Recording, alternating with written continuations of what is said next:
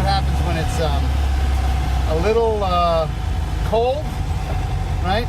It has a little bit of moisture in the distributor cap. So you've got to, like, once it's really warm, you lose that little hesitation. But it takes 2 or 3 minutes.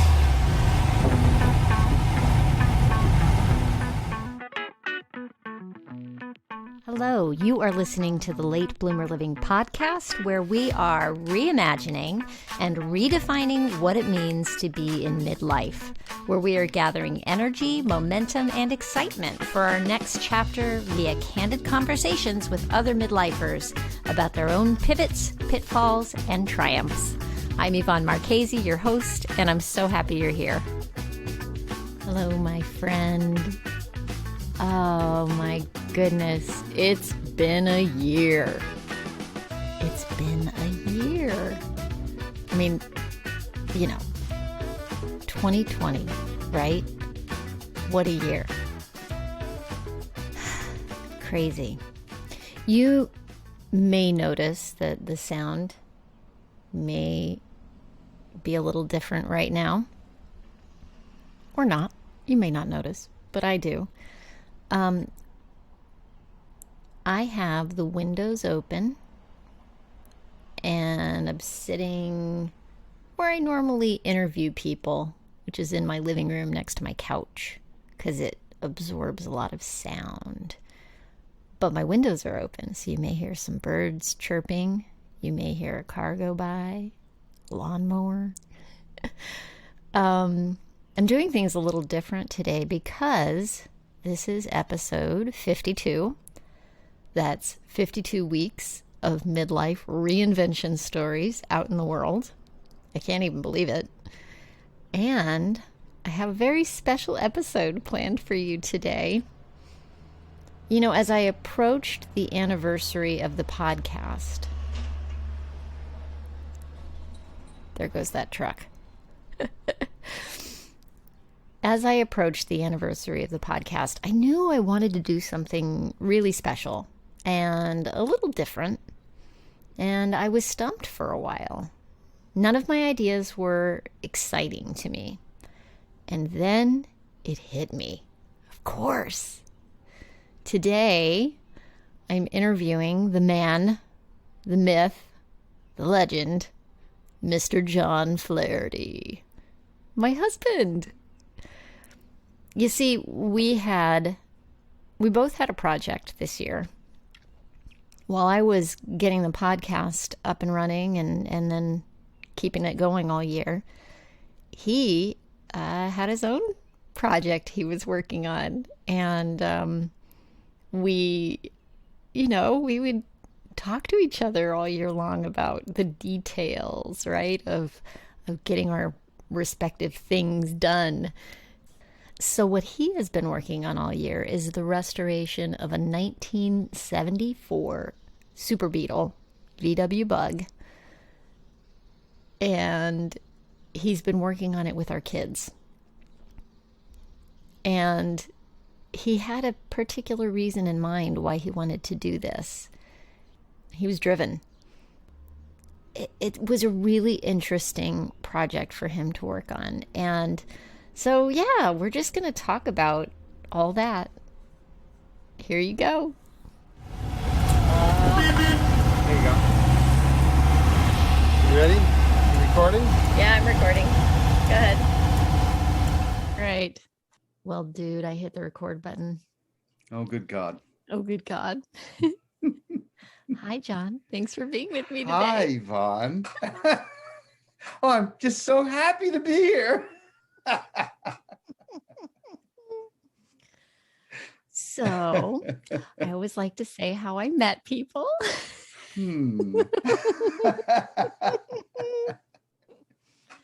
Oh my goodness. So, yeah, John Flaherty. Right, I chased you till you caught me. That's Right. how you met me, right? Right. We met on tour, on a national tour Oh my goodness. in That was a little while ago. 1997. Yeah. and yeah, traveled around, did a big circle around the United States. What was it? These great United States. 36 states, 20,000 miles, something like that. Yeah. Math was never my thing, but yeah. Insane. Sure. It was something like that. Yeah. I was told there'd be no math. Right. Dude, thank you for doing this. You're welcome.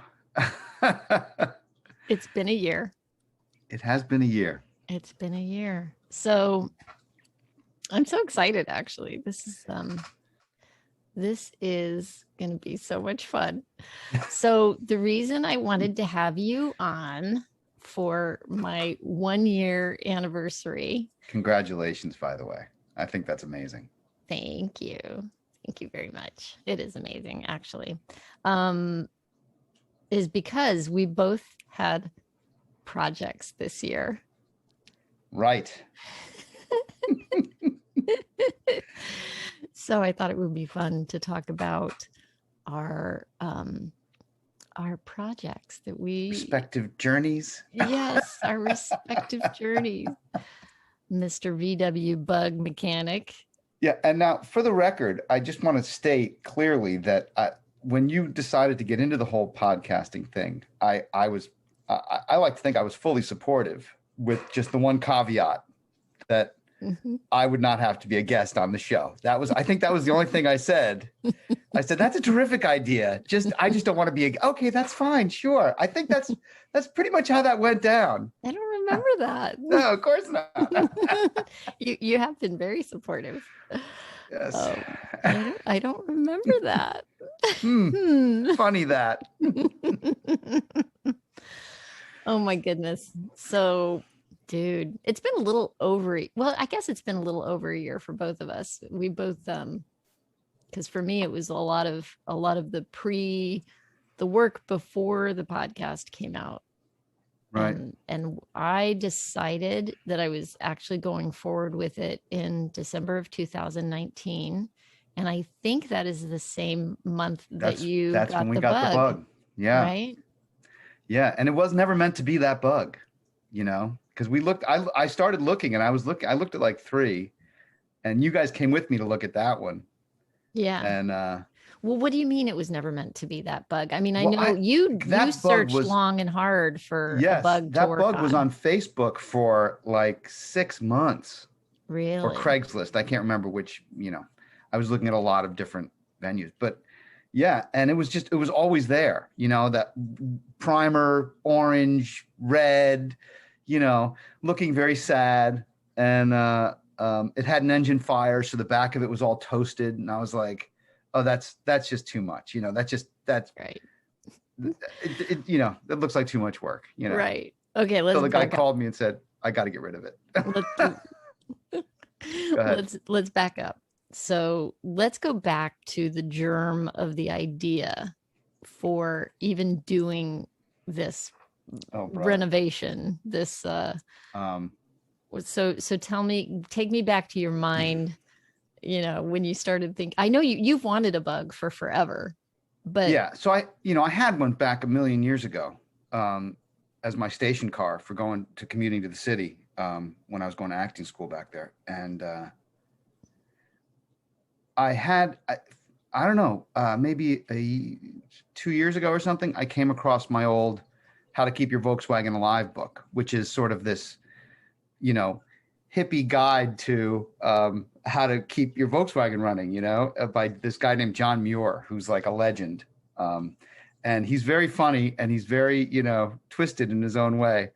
And there's all sorts of drawings and stuff. And it's a really interesting book. But I looked at it, I don't know, I came across it and I thought, wow, this is, it would be fun to have another bug.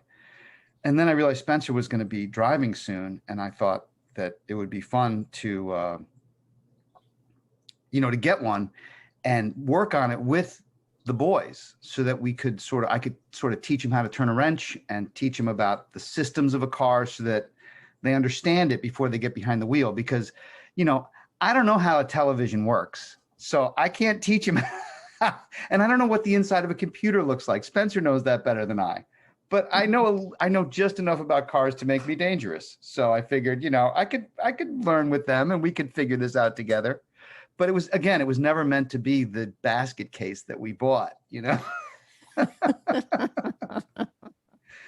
It was, So your idea was to do what exactly? You wanted a bug that fit what parameters?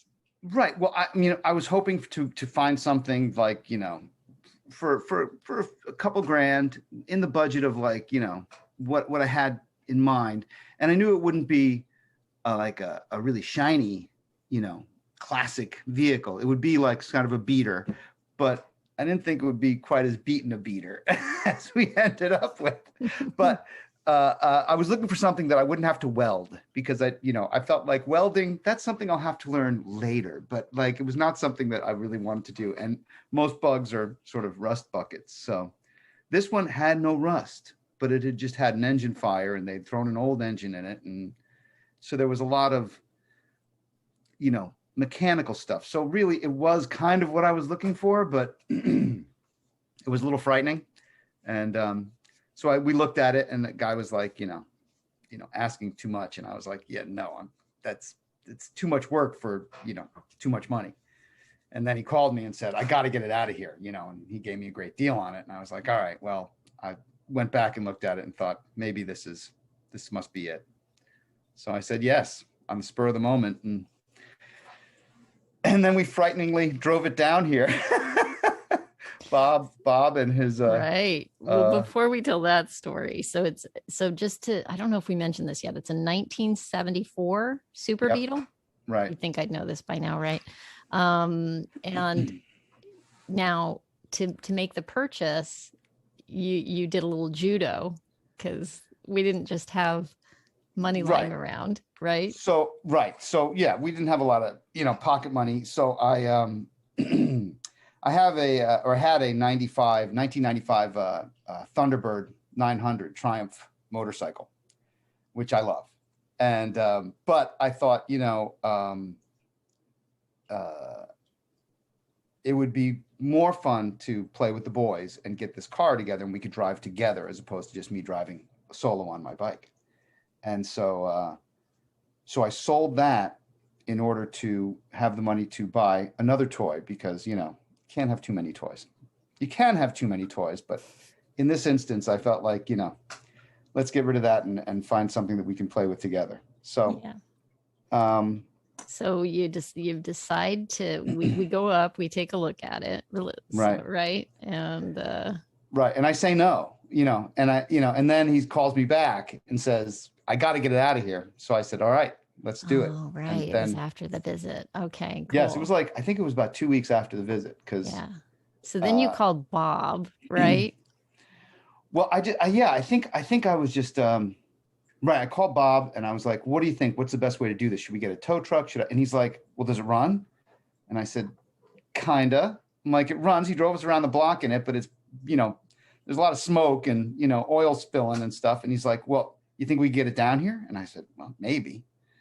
So he got all excited and we bought a dealer plate and I guess it was a repair plate from a buddy of his. And we put it on the back, but Bob said, listen, I borrowed this. And so I have to drive it. And I was like, that is messed up, man. But so he got behind the wheel and we followed him in our car, me and the boys. And it was a smoky run from Shelton to Norwalk. Let me tell you, it was a bit of a mess. And we get it down here and we park it in the back of the shop. And I lift the lid. Was that like a half-hour drive? Yeah, right? it's about 30 minutes. Yeah, unbelievable. And so we're going down 95 in this thing, and it's smoking and it's shaking. I can see it shaking because there was there was all sorts of steering stuff that was just wrong about it, And Bob is having the time of his life. He's having a great time. He said he turned on the fan and all sorts of acorns are flying out of the defrost thing. And so we get it down here and I lift the lid on the engine and oil just pours off the lid. It was just a mess. It was a disaster. Oh my gosh. So then we just parked it for a couple weeks and Christmas came and went. And then in January I went to Harbor Freight and bought like an engine stand, and I remember we all went. We all went to Harbor yes, Freight and bought the tools you needed. a bunch of tools. And now, before we went and bought all the tools, though, I mean, yeah, you know a little bit about cars, but you're not a mechanic, so no, you did a lot of research, right? Yeah, you did a lot of YouTubing and Googling. Right. Well, right? I mean, that was also part of picking a Bug, was because with the Bug, they made 27 million of them. So there's still a lot on the road, and they're pretty easy to work on, or very easy to work on. And they're small. So like, I mean, at one point between the three of us, Spencer and Brendan and I, we literally like lifted the engine up ourselves, at one point. So, I mean, they're manageable, and there's a ton of YouTube on them, and there's a ton of books out there, like reference books and things. And so, yeah. So, I mean, I looked through a lot of books, and I made a lot of checklists. I literally would take a clipboard and make a checklist of how to remove the engine, what you had to disconnect, and then I would hand the clipboard to one of the boys and say, okay, start reading it off. Number 1, number 2, number 3. Oh my gosh, and then we would go in and start, disconnecting stuff, and taking pictures and trying to, remember where it all went. And then we pulled it out, and it sat for a couple of months while we, took off the heads and put new push rod tubes in. And okay, so I feel like at this point we have 2 shout outs to give for this project. Yes. We've got Bob Ferris for driving, and of course Ray, the car, and of course the use of the shop, which was unbelievable. Right. This whole year, that car was in there for just a solid year. Well, okay. And for the audience who doesn't know who Ray is or what the shop is, so John works at a machine shop called Hannah's Precision, and Ray Scher is an old friend and his boss, and Ray was very generous in letting ridiculous. John park this thing in the shop. Right. Well, so it sat outside the shop for a long time. The engine, on a stand in the very back of the shop for a while, right? For probably 6 months, but while it all, started coming together. And then we brought the Bug in and started putting it all back, and it just stayed there in the back of the shop for so long. For like another 6 months. The man is a prince. Indeed. So, all right. So now I'm going to throw this back on you, because we've talked a lot about the Bug, but like, I want to know about the podcast, because you were doing just as much research, more maybe than me, on how to get your engine running. Yes. Thank goodness for Google and YouTube, right? I mean, yeah. Unbelievable. Like, just COVID made it all possible for me, because I couldn't do any photography for 3 months, and I had already outed myself on Facebook that I was going to do this thing. And, and then, March 13th or 14th or whatever it was comes along, and I was like, oh my, wow, I really can't work. And then it was just like, I just turned it into a work day, doing the research and trying to figure it out. And probably the biggest heavy lift was figuring out how to do a website, because I really wanted to do it in WordPress, and so it would be mine, so I could, So a lot of research went into it. Yeah, for sure. There wasn't a lot of, when you didn't have much photography or any photography to do, there wasn't a lot of sitting around eating bonbons, I recall. There was no. Right, bang, new full-time job. Yes. Amazing. Yeah. Amazing, the focus that you brought to this, and like the dedication, because you really, thank you. You were tenacious as hell with this. It was amazing watching you. Thank you. Okay, now I'm getting embarrassed. So going back to the Bug. So there you are, and I just remember I had grand plans in the beginning. I was going to document this for you and video, and do a video in the end. And, so I brought my big camera in there for a while. I was trying to get all fancy doing the video on that. And then I realized it was going on way too long. I was going to have way too much footage to deal with. It was the project that would not die. Yes. And then that's when I switched over to just doing video with my camera and taking pictures. And It's so funny. So I know I've got those files somewhere to go through at some point. Yeah. Maybe, I don't know if I can pull any clips for this episode and try to pull some sound, but we'll see. So it was hilarious. Yeah. That, I mean, just to watch you take that engine out and the process of remember the process of jacking up the car? Having to learn how to jack the car up high enough to get the engine out and drop it Right, down right. and then Because it pull it came out, out. because the engine, when you drop the engine, like the car frame had to be lifted up into the air high enough so that you could then drop the engine onto a rolling wheelie thing, right? And Right. pallet, and then pull it out from under the front fender or the front bumper of the Right. bug. The And back, right. The back. Right. the back, right, because it's the back. Right. Yeah. And that in and of itself, that was a process that day, watching Yeah. you figure that out. Right. And, Right. and Well, yeah. having to No get frame the of reference. lifts I've never done it from before. Ray. Right. So I had a lift. He had a lift. We used blocks, wood, and all sorts of things to try and make it work. The whole car was sitting Jack on stands these jack stands with wood on top of it. Right. It was oh my crazy. gosh. It was crazy. The getting first that. time we did it was really quite something. Oh my gosh. Wow. And then you got it out, and it was months, right, of having it on that stand and figuring it out. Yeah. Well, so honestly, it shouldn't have been months. I mean, it was part of it was like when we had time, and I wanted Right. to have the boys doing it with me the whole time.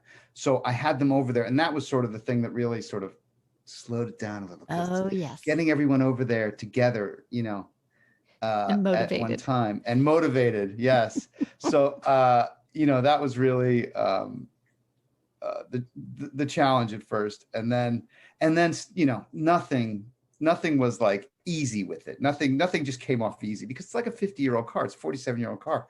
So all the bolts were just rusted on there, and nothing wanted to come off. And eventually, broke a stud off the where the exhaust attached to the engine, the header attached to the engine. And so I had to get that out, and that's with the torch. And that took days of, going over and spending an hour and coming back. And so it was an interesting challenge. There was not, I don't remember, like, I remember you'd get the boys, you'd round them up and be like, okay, we've got a couple of hours, or this will take a couple of hours. And it would never take a couple of hours. It was always longer than, and then eventually the boys just stopped trusting any kind of timeline or time frame that you would give them. Yeah. They were like, yeah, no, it is not going to take an hour, Dad. It is going to be, yeah, who knows how long. Nothing worked out according to the or the videos. You watch the YouTube videos, they're like 10 minutes. It's like, oh, so you pull the engine out, it takes 10 minutes. They don't show you, the whole thing, heavily edited. I have to say, that's the real takeaway from YouTube. The editing was magical. I'm like, none of this works the way they say it's going to work, That was interesting. Oh my gosh. And then the boys would be there with, their phones in their hands. Oh, on the phones. The phones. Oh my gosh. So funny. And then they'd be standing on the tire jack, or that, what is it? The jack, right? Right. On wheels. And they, Jack, get off the jack, put down the phone, and hand me the bloody wrench. That was sort of my mantra for 6 months. Yeah. Oh my gosh. But we figured it out. I have to say, I think that was my big takeaway from this was patience, or that I don't have any. My discovery of my lack of patience, but the fact that like they're them and I'm me, and we sort of have to come to a meeting because we're sort of in a new place in our lives, because they're like in heavy adolescence now, and so it's really interesting trying to sort of work side by side with them, instead of just dictating, how it's going to be done. Mm-hmm. And so that was an interesting process. That was probably the best part of this for me, and the worst part. Right. And the whole point, right? And the whole point, right? Absolutely. So I mean, it did, it did do that. Yeah. It was an interesting way to spend some time during COVID. What I've learned about you in this year is that you are a freaking bulldog when it comes to deciding to get something done and then doing it. It's impressive. You do not, you're a dog with a bone, man. You do not let go. You're like, I'm in it. I'm in the middle of it. I've got to get this figured out. It's amazing. You could do anything with time and patience, I suppose. I mean, I don't know. I just couldn't, I wasn't going to let it, beat me. This thing was going to be running. I'm going to drive it. That's it. So then you finally got it to the point where it was running, right? Right. Like you could theoretically put it on the street, right? Right. And when was that? Like before we painted, right? Yeah, right. So that was like November, probably. I had it of 2021, right? Of 2020. Of 2020. Right. Of course. Sorry. And then, so I had to also, I mean, I can show you, the list is long. So yeah, I had to put in a steering dampener, and I had to put in, once we got everything attached and put on and run heater cables and, figure out all the little things that you wanted to do, to get it all attached. It's running, yeah, but then you had to hook up the heater boxes, because I wanted it to have heat. I wanted it to be like a running, a real car that you could actually use, and that was not, in Connecticut, as a daily driver in the winter. So, right. So we had to I had to make, add all those little things that, made it do that. And then, oh my gosh. And you had to pull out the headliner, right? Right. Because the engine fire had toasted the back of the headliner. So that had to come out. And I still haven't put in a new one of those. And you pulled out the rear window because of that engine fire. Right. And so had to redo the seal. Yep. Put in a new window gasket in the back. And didn't you have and we had to scrape out, so the engine fire did take a long time to fix, because we had to scrape out all the insulation that they had in the back of in the engine compartment, or I guess the luggage compartment, I should say, because it had all melted. So we had to clean, because it smelled like smoke. So we had to pull all that out and then recarpet that, and then, like that. So then we had to pull the fenders off so that there was 3 little spots that needed to be welded, which again was not my gig. So the guy I talked to said, take the fenders off, and so I can get to it, and then I'll just patch these 3 little spots. And so that had to happen. So then you got to take all the lights off, because the lights run through the fenders on this car. And so we took all that apart. And that, and of course, again, 47 years old. So all the bolts were breaking as you're trying to take the fenders off. So I ended up having to like cut a couple of them off with a hacksaw, and then buying new fender bolts, new fender nuts, square nuts to weld in there. It was a good time. Oh my gosh. And didn't you, when with the engine, didn't you even have to take the engine? You would put it back in. Right. And then you had to drop it again, right? Because you had to take it to the guy to get another thing welded on the thing that broke. See, I'm so technical. The thing and the thing and the thing. The thing with the thing and the Nelson Eddy and Jeanette McDonald. So in the midst of this, once we got the engine put back in, there was still a little leak from the oil pressure sensor. So I in trying to tighten it, it just broke off. I don't know if there was a crack in it or if I over tightened it, but it broke off. And so this was like weeks figuring this out, right? If I remember right. Because then with the broken off piece of the oil pressure sensor in there, you can't run the car. So we had to get an easy out to try and take it out, but it didn't want to. Because of aluminum on magnesium, it was just a challenge to get it out. And then trying to tap in the easy out, we ended up cracking the case. And pause here for weeping. And then I was like, well, what am I going to do? I had the whole thing running. I had put a new thermostat in. I had the doghouse, but everything was in place and good to go, you know? And then that happened. So we had to pull the engine a second time and take it all apart. Everything I just put on, I had to take all off, remove the doghouse, remove the thermostat, remove all the the distributor, everything came off. And then we brought it down to a welder who was going to weld the case in that spot. But and he's passed now, so I can say this. He did a lousy job. So, but you don't know that until you put it back in and you get it up and running under pressure, so the oil pressure is actually working. So it still continued to leak slightly, but it's much better. I managed to put a new oil pressure sensor in and a little JB weld on there, and you know, we got it patched up enough to make it run and run well.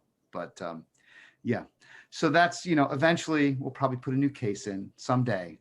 Maybe not my project. Maybe that's the next guy's project. Maybe that's Spencer and Brendan down the road. But yeah, that was again, there have been setbacks. There were a few setbacks, but you know, nothing that stops us. Yeah. Wow. And then you got that back, you got the engine in, and then it was like time to kind of start looking at the cosmetics, right? Right.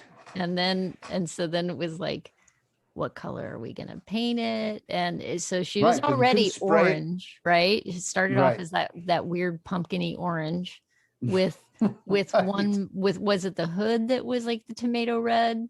The faded the trunk, red? yeah, the deck lid, which is basically the you know, the part over the engine in the back. Yeah, and then there were the fenders and the other panels that were primer gray. Primer, orange. It was a mix. It was a melange. Mix. She was a she was a calico. She was a potpourri. Yes, a calico. Nice. Yes.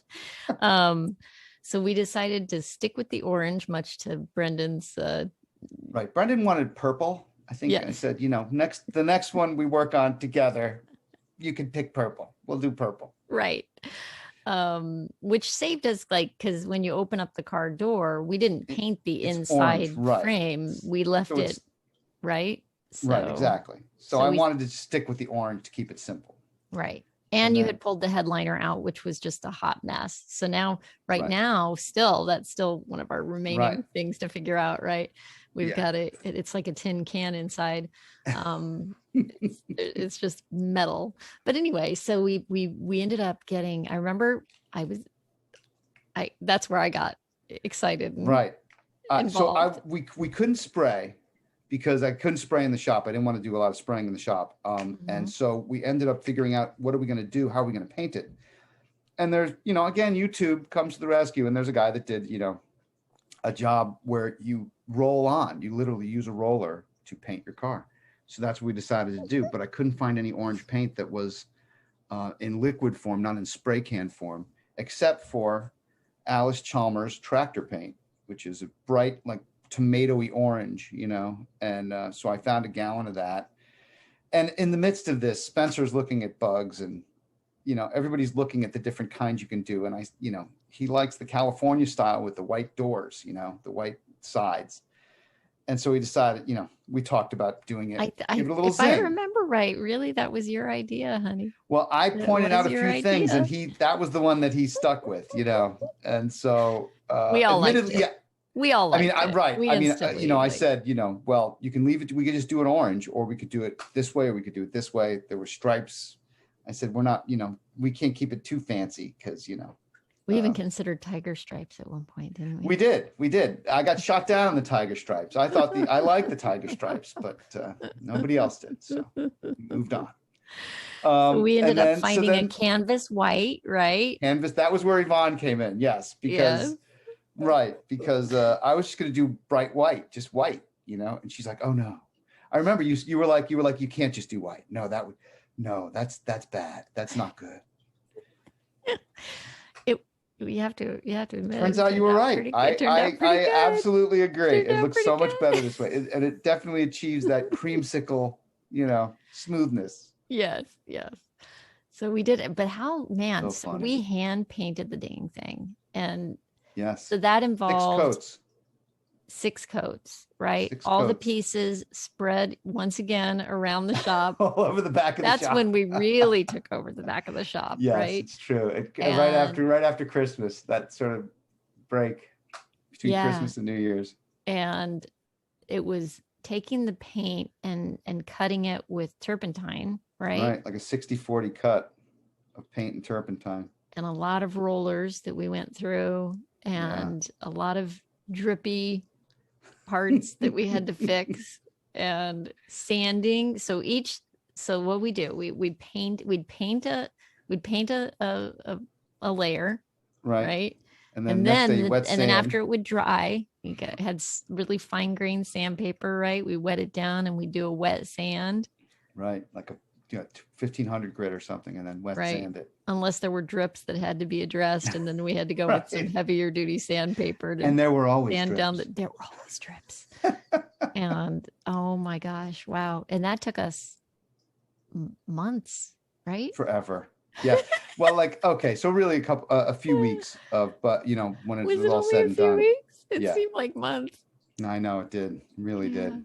Really. And then we had to put it all back together. And that's why it sat there after the few weeks of getting it done. It sat there for another couple of weeks. Right. And we were just started attaching things. And we were trying to figure out how to make it super shiny, because it's not. It's got like it's more of a matte. What do you call it? Yeah, it's like a matte finish to not matte, but it's not that peel. High gloss. Yeah, we had the orange peel. We kept trying to figure out, which is sort of leveled out. It's the orange peel, it's not as orange peely as it was. We sanded down most of that. But we wanted her to be nice and glossy and really that good reflective kind of, and she's not that, but she's adorable, I have to say. And now cute. She's out on the street. She's parked in front of where we live now. And she's rolling. Every time I look at that car, it's fun to ride in, loud. And especially without the headliner, absorbing sound, right? Yeah, for sure. And whatever else you need to do. Oh my gosh! But it makes me every time I see it, it's either in our driveway or if it's in the front of the house, and it's just a happy little car. So happy. It is a happy little car. Yeah. So I think I do like that the boys have sort of taken ownership of it too. I think they feel like they contributed, which is good. Did. There were times when I was really impressed with them. Like, I know that there were some things around the engine that I know we were like puzzling, and I know Spencer had some good suggestions, right? Yeah. And, also like pulling it in and, pulling it out, putting it back in and everything. I'm kind of glad we did it twice, because it really showed like they were like, oh, now we have a better idea of what we're doing this time, and so they really managed. They could see it, and they actually knew where to grab and what to do, and they had a real handle on it, and putting the fenders back on too. They sort of just started reattaching them, with the socket wrench, and I was like, that's great. They really were. They knew which, 10 millimeter, 13 millimeter. They were just grabbing which ones. I need the extension, Yeah, they know all the socket. They know that there's different, right. So they were really, So that was gratifying to see them sort of have confidence in just grabbing a tool and throwing it on there, which was really the whole damn point of this crazy experiment. Well, and I think even more the point is the time that you spent with them. Yeah. That was your real goal, right? Right. Because teenagers don't want to hang out with their parents. No. No, and it's true. I mean, it did give us something to do for this crazy COVID year, like a purpose, and that's partly the tenacity of it was that I was just like, well, we got to get it done. And it was a great way of sort of just keeping us all together and working on something, in this weird time, especially when we couldn't really get out of the house much, when it was nasty weather or what have you. Yeah. It's interesting too to have a project to work on when you're working next, like teenagers don't like to talk necessarily, right? Right. So, but did you find that that having, being there and working on a project and having that outward focus on a thing to do, did it help like with the flow of conversation at all? Or Yeah. I mean, it definitely did. But so it's kind of interesting. It's like, okay, guys, we got to go work on the bug. There was that part of the there was a conversation. lot of eye rolling. Yes, it's like a How slot long machine. is this going to be? An hour, sure, Dad. We've heard that before. But no, yeah, getting them engaged, and it also, I mean, it taught me a lot about how to talk to them and try and engage with them on a different level than I was used to, and asking them, well, what are we going to do? How are we going to handle this? What do you want to tackle first? Where are we going to go? So it just, I don't know. It helped me learn some stuff, maybe. But yeah, it did give us a common sort of language to speak, Yeah. Which was fun and interesting. Again, there was a lot of, can you put the phone down, please, and hand me the screwdriver, but that, that kind of came and went, it's been, when I really needed them, they sort of would just show up and do it, and it was great. We sort of found a way to sort of work together, and that was really fun and exciting, gratifying. Yeah. Yeah. Now, I mean, Spencer is probably going to be driving it to school next year, right? Yeah. He's going to get his license? He's taking his test soon, like a week or two, right? And maybe driving it to work this summer if he gets a job. And, yeah, and it's bright orange, so we can't get away with anything. That's right. See you coming a mile away in that puppy. And you hear him before you see him. Yeah, exactly. Well, it's funny because so that reminds me, and it's a stick shift.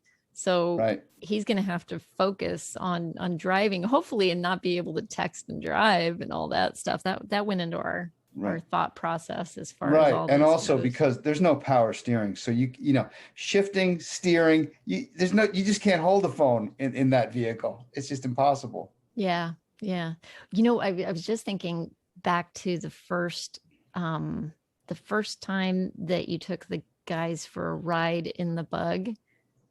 Yeah. The very first time, and it was a little scary, right? Like, oh yeah, because what was it? Because the steering wheel was still a little loose. Okay, so there was like 3 or 4 inches of play in the steering wheel, and the steering dampener was completely like shot, and there was a lot going on. The brakes were, needed to be bled, and we ended up putting like new front disc brakes on it, but this was all before that, and before we had even looked at the steering.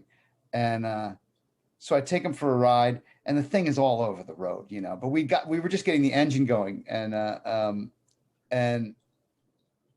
Brendan looks at me as we're taking a corner and says, "Dad, this car scares the hell out of me." I thought my work here is done. That's right. Oh. That's so funny. But now you get in and you drive around in it, and it's fun to drive around in now. Yeah. And then there was the time. So you and Brendan went by yourselves in the car recently, right? And yeah. And normally we get in the car and the screens come out, and it's all, let's say we're in the Chevy and we're driving around, or the Subaru, whatever, and the screens come out and they're looking, and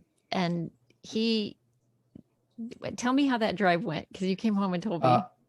So we basically just went to take a drive down to the beach. It was after work, and it was a nice day. And I said, "Come on, let's go take a ride in the Bug." We just really gotten it on the road, and he was like, "Okay." So he jumps in, and we're in the front seat together because the back seat is very small, and it was just him and me. And so we drive down, and we're on our way to the beach, and it's loud, but we got the windows rolled down and we're feeling good and we're cruising along. And he looks over at me and goes, "This is really kind of relaxing." And, and it's not like a real quiet car. It's not a relaxing, sort of easygoing thing. It's like you are on the planet in this car. You're moving and go, grooving.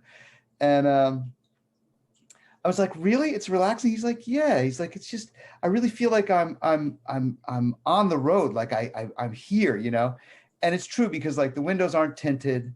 It's not quiet and smooth.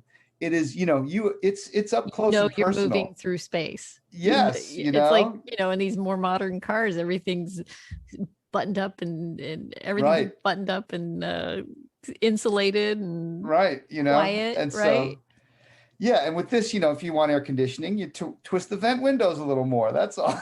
It's very, no frills, but kind of, relaxing in its own, having to be fully present, Yep. So. Okay, so I'm going to ask you one of my favorite questions. What do you wish you'd known when you started this project? So much, so very much. But honestly, if I had known that, I never would have started the project. If I had known all that I, wish I'd known, I never would have bought that bug. I never would have taken that deep dive. And all the stuff I busted, especially like the oil pressure sensor, and I broke that, the stud on the engine when I was taking the head off, the exhaust off, all that stuff. I went to done it. Like it was just too hard, like it was just really, because honestly, it did take, everything took so long and everything was so rusted and everything was like such a journey that, when I said it'll be like an hour, and it would be 5 hours, or like a whole Saturday. Oftentimes I would end up there the whole day trying to wrestle something, but I'm glad I didn't know it, because then I wouldn't have done it, I think that sometimes ignorance is bliss, because I learned a lot more than I expected to, about them, about me, about the vehicle. And if I learned just about the vehicle before I got into it, I never would have done it. I'm much too lazy, That's not true. Well, but like when you see, it's like, okay, so now we're going to build a space You would have been shuttle. overwhelmed, like, Yeah, right? right. It's like when you take on something, it's like it's all the little steps that lead to the end, right?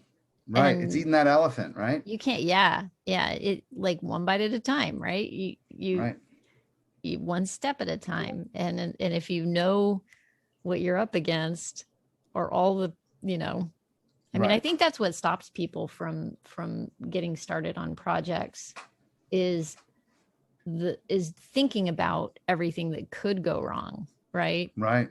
And so maybe it's good that you jumped in without. Yeah. Well, I will say it I hope it taught them just not to quit, because there were many times that we were all ready to quit, and I was like, well, we're not done yet. We can't quit, because it's not done. Yes. There were many points of frustration. Yes. Right. And then we would finish one thing and it's like, well, what do we do with the next one? And I'm like, well, here's the book. Here's some YouTube. Let's figure it out. What's the next thing we got to do? We did the engine. Now we got to do we did the push rod tubes. Now we got to do oil seals. Then we got to do the brakes. Then we got to do, the heat, and then the heater boxes, and put those on and get everything buttoned up. And we need a new distributor. Maybe we should go an electronic distributor, and all the things stacked one on top of the other. It seems kind of, it's so funny. It's overwhelming. So I'm sitting here listening to the litany of the things, all the things, Yes. And frankly, I listened to this litany for over a year. Yes. And it's so funny because, okay, so people, you got to go listen to there's a podcast episode of Planet Money where there's a guy who decided he wanted to come up with his own pasta shape. And he invested so much money and so much effort and so much time. And at one point in the podcast, there's a recording of him and his wife having breakfast, and Right. she is so completely over this project. And she can't even begin to be nice about it anymore. She's just over it. And I just was listening to it and I was laughing so hard. Yes. And, I told you this, of course, and you're like, well, you've had your own project this year. I'm like, oh, yeah, I guess I probably talk about my project a lot too. Well, we all have our projects, right? We all have our things that are our thing, and that we're in. I mean, that was part of it, was being in this. It did give me something to really focus on as far, when there wasn't many outlets this year, which was good. But yeah, as soon as I start the conversation, with you, with virtually anybody, other than like my 3 motorhead friends, the eyes glaze over. It's like, okay, electronic Pertronics distributor versus points versus who the hell cares, right? Yeah, I get that. But that was the problem I needed to solve, that was my thing that day, and I think that everybody has that every day. They have their problems they got to solve, and they got to, just look at them. And, what I love is that 99 times out of 100, we're very supportive and kind. And then there were the moments when you're just like, you know what? I just don't want to hear about the bug this weekend. I don't want us to go over there. I don't want to think about it. I don't want to know about it. And that's fair. It is fair. It's like, it's that give and take of finding a way to, share, and sometimes maybe not share so much, Right. That give and take, Yeah. Between the two of us, a lot of things around this space that we live in have gone neglected. Oh and my God. It's been, so we have some we have some catching up to do. Serious spring cleaning, woman.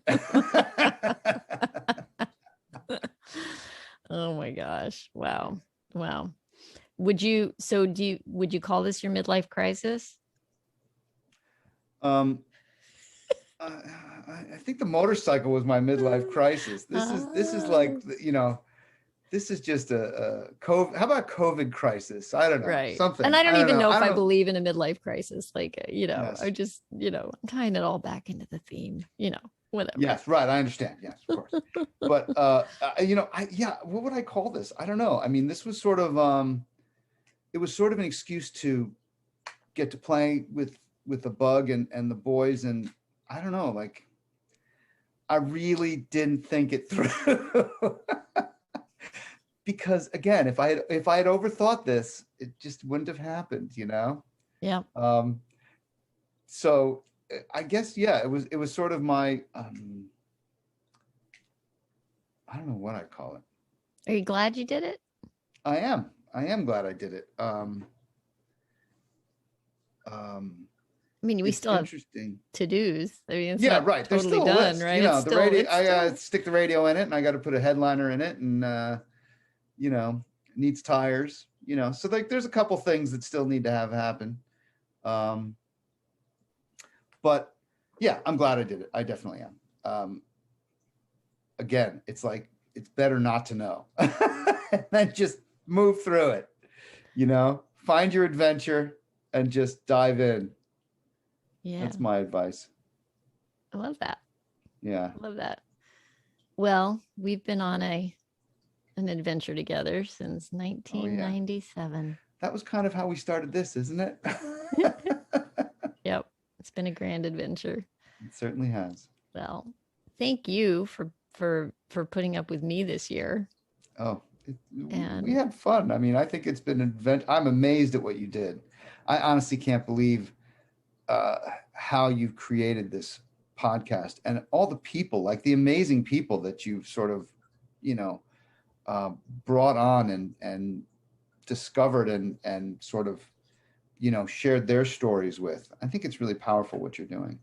I'm really impressed and amazed, because you did really, you created this out of whole cloth. I mean, you did the same thing I did. You got on YouTube and you found some books and you made some stuff up, and then you just sort of picked up a wrench and started. Except in your case, it was a microphone. Right. You know, how amazing. Thinking back to like your first episode, before your first episode, when you were putting it together and you're like, I don't know, what should I do? Do I need a little list of questions? I'm not sure. Is it? And you just kept moving forward through it all, you know, and answering the questions as you went along, you know, and so yeah, it was awesome. I'm really. It's been a great year. It's been a great year.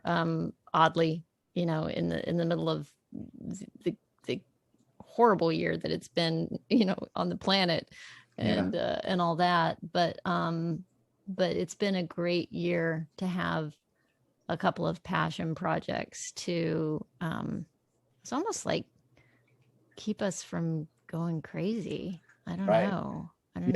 It's been great. And I mean, I've never met so many people as I did this year. How funny, right? You know, virtually, and had conversations that I never probably would have had in real life, even with good friends, you know, because you don't sit and take the time to talk to people deeply.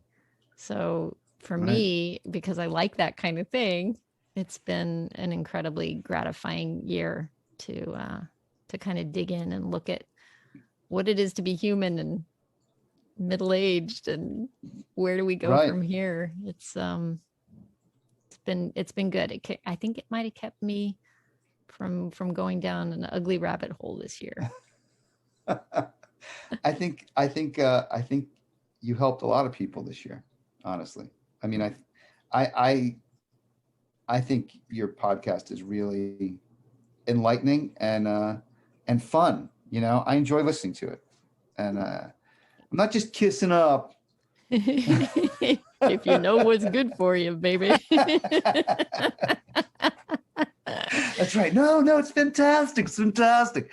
No, I just like it. I like it because well, first of all, you know, I'm kind of fond of you, and it's really you. It's very human, and it's very warm, and it's very funny, and it's also like, I think everybody's sort of, you know, discovering just what's next, you know? How amazing is that?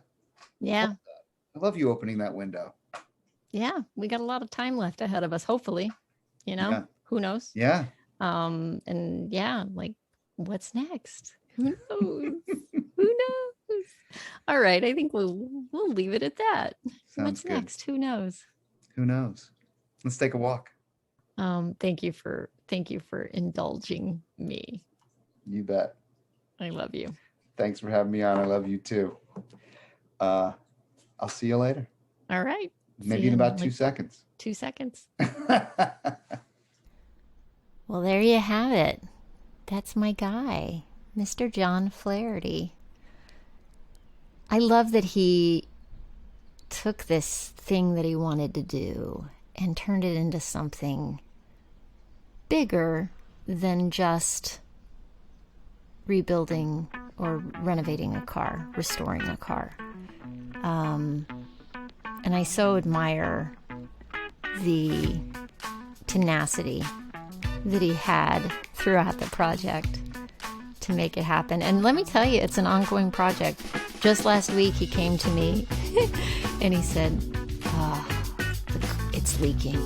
I took it for a short drive, and he thought that the seal that he had done like a little weld on, that he thought that seal had busted, and that he was going to have to drop the engine again and find somebody to take it to do a proper weld on it. And luckily did a little bit of brainstorming with his buddy Ray, and they came up with a solution that worked, and the car is running again. Oh my gosh, thank you. But you know, it just goes to show you, you know, you start a project and things don't always go right? But we just keep going, keep trudging on. Hey, If you're interested in seeing photos of the bug and the guys working on it, I have added them to the show notes. Just go to latebloomerliving.com/podcast and click on the show notes for episode 52. Also, I want to thank you for listening, for being here with me on this journey.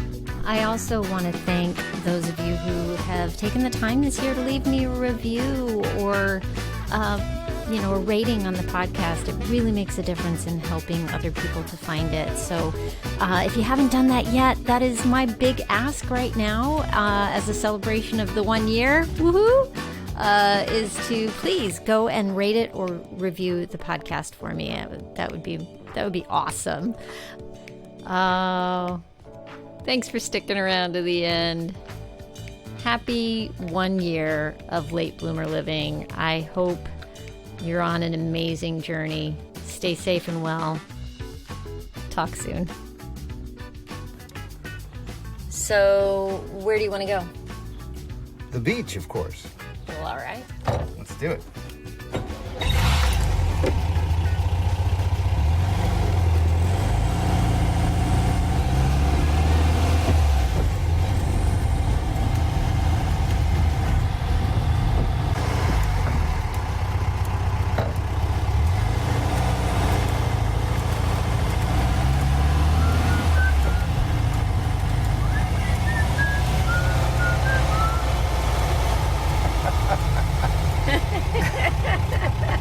It's hard to whistle when you're laughing.